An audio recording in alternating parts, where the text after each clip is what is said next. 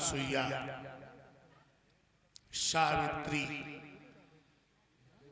नर्मदा, कालिंदी, दमयंती जैसी हमारी माताएं बहनें, पिता तुल बुजुर्ग, नौजवान आज इस पवित्र स्थान पर भगवान की कथा का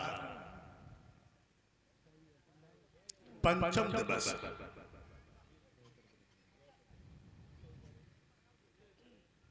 कल की कथा में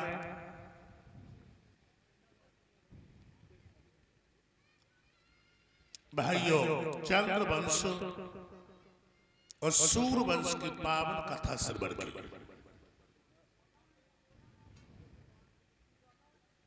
भाइयों एक बात और बताऊं, और ये बात मैं बता भी चुका हूं, परिचय सत्य थोड़ा कड़वा होता है, सत्य कड़वा होता है, और मैं बहुत सत्यवादी हूं, कहने में चूकेंगे नहीं हम। सत्य कड़वा होता है, और आज आप लोग भी जानते होंगे सत्य परेशान तो हो सकता है, लेकिन उसकी हार कभी नहीं भई है, हार कभी नहीं भई है सत्य की। भगवान की कथा लला ई को दो थोड़ा ना, मैन मार। एक बात इतने लोग बैठे हो,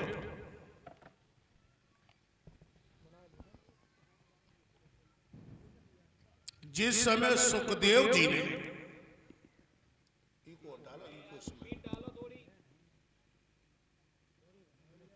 भाइयों अब आज बैठ जाती है, क्यों बैठे जब जानते नहीं है, रिपीट तुमसे कह रहे हैं, तुम क्या कर रहे हो, बिल्कुल सूखी आवाज करती है भाइयों। हाँ रिपीट है, रिपीट दो थोड़ी, वहीं पे गुम हो जाता है। भाइयों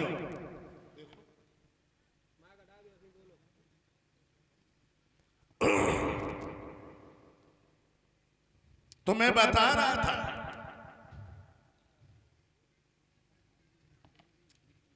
जिस समय सुखदेव जी ने परीक्षित जी को कथा सुनाई थी, क्या ढोलक को बाजा से सुनाई थी?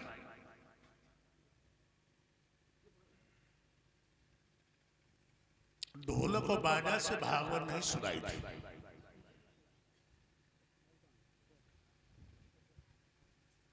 मूंद का मेखला लगा करके सुखदेव जी ने परीक्षित जी को कथा सुनाई थी।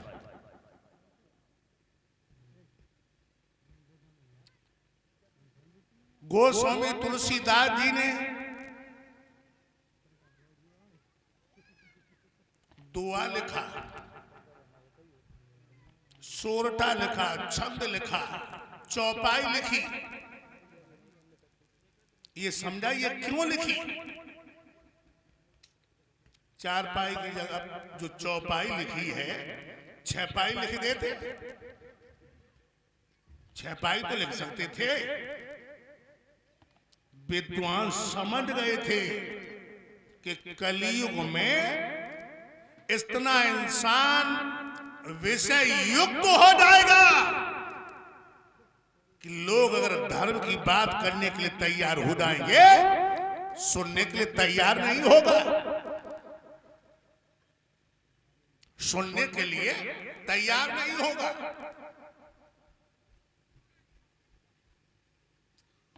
ये केवल एक सहारा दिया है जिससे हम तुम आलस में ना, मन बहल जाए और कथा में ध्यान लगा रहे।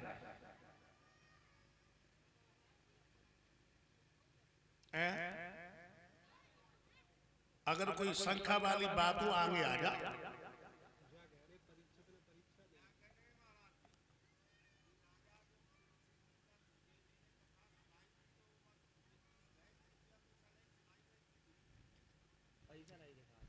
ये तो छोटी सी बात, जो कोई पैसा वाली बात है।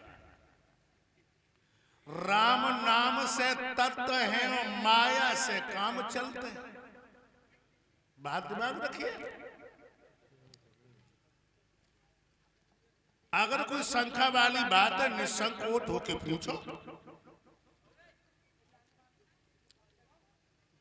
भाइयों,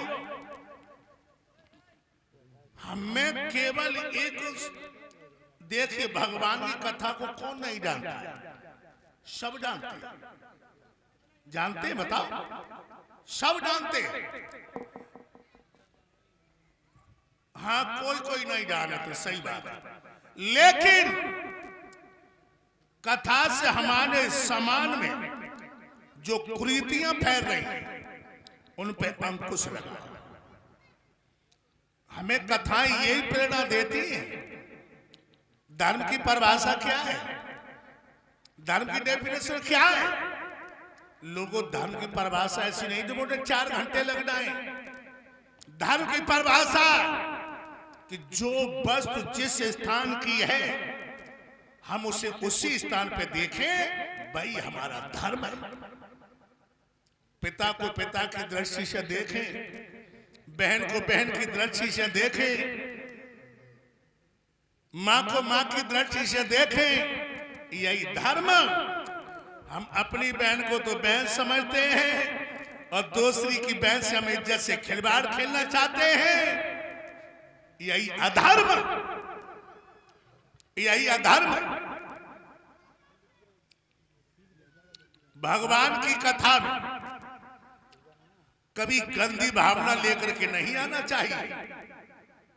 गंदी भावना लेकर के नहीं आना चाहिए।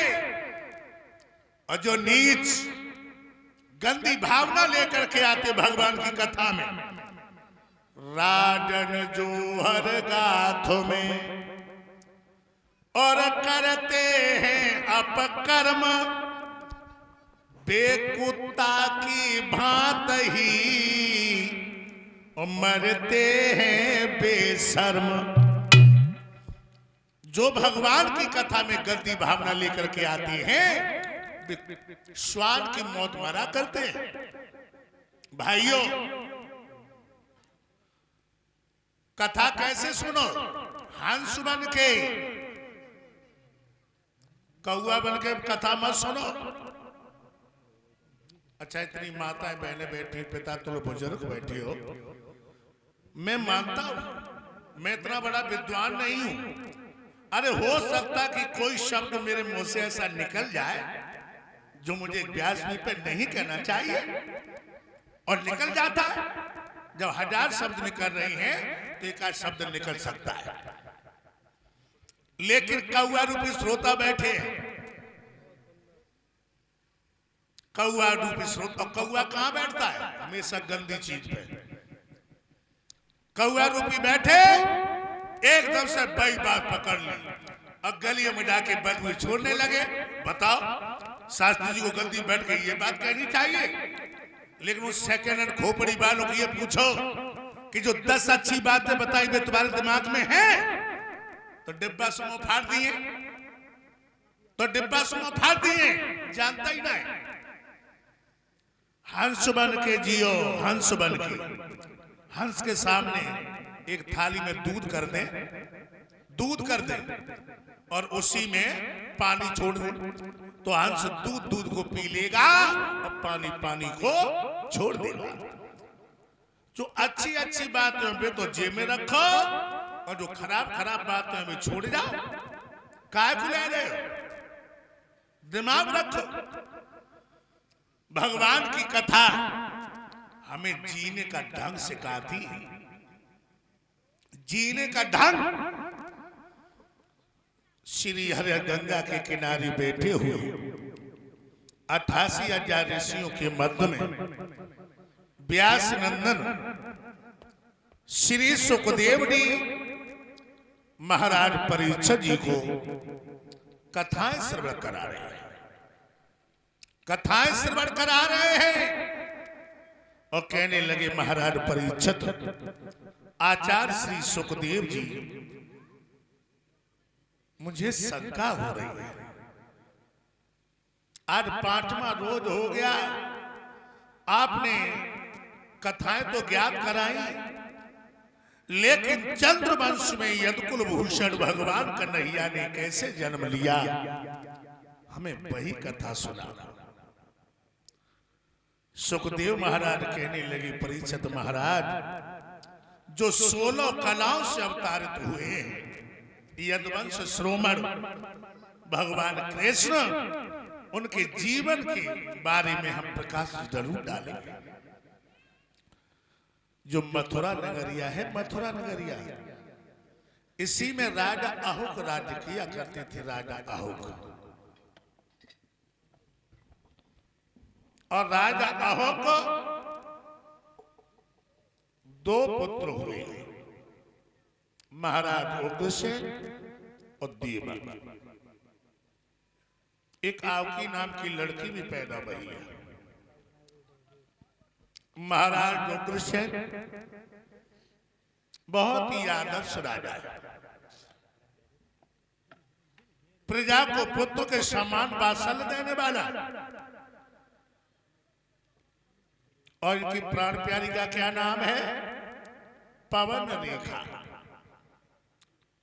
जो पवन रेखा सतियों में लिखी जाती है, सतियों, और ये पतिव्रता औरत है, पतिव्रता। बात आ गई तो जरूर हम कहेंगे। जय हिंदू में कमी कितनी है लोग। जय हिंदू राम को तो मानता है, लेकिन राम की नहीं मानता है। जय हिंदू रामायण को मानता है, रामायण की नहीं मानता है। जय हिंदू गीता को मानता, गीता की नहीं मानता। जय हिंदू कृष्ण को मानता है, लेकिन कृष्ण की नहीं मानता। इतने हमारे नौजवान बैठे यहां पर, भैया लोग बैठे हैं, हाथ उठाए कि नहीं मुझे बताए दो, कौन से ऐसे नौजवान हैं जो सुबह अपने माता पिता के पैर छूते? हाथ उठा, देख ले, हाथ उठा, और कहते हैं कि हम राम को मानते हैं।